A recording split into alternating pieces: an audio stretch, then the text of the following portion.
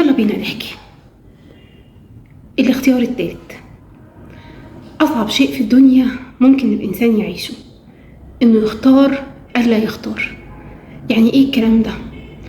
يعني يقف في موقف لا هو قادر يوافق عليه، لأن الموافقة دي معناها إنه هو لازم يتكيف ويتأقلم مهما كانت صعوبة الموقف اللي هو اختاره ده، أو إنه هو يرحل.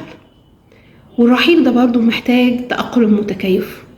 القرارين بيبقوا أصعب من بعض، وده بيخليه يختار الاختيار التالت، إنه يقف في النص. وللأسف ده مش اختيار. المنطقة الوسطى في الوقت ده ما بتبقاش خير الأمور، زي ما سيدنا النبي عليه الصلاة والسلام علمنا وقال لنا إن خير الأمور الوسط. سيدنا الحبيب كان بيقصد الاعتدال في اتخاذ المواقف، والاعتدال في المشاعر، والاعتدال في التصرفات. أما في القرارات فللأسف المنطقة الوسطى دي منطقة رمادية بتهلك الإنسان، بتهلك طاقته ومجهوده، والأهم من ده بتهلك وقته اللي هو عمره. ومفيش أغلى على الإنسان من عمره.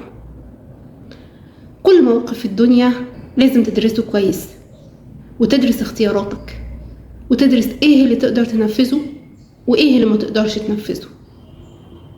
احنا مش دايما بنختار الاختيار الأمثل، لكن بنختار قدر المستطاع الاختيار الأنسب.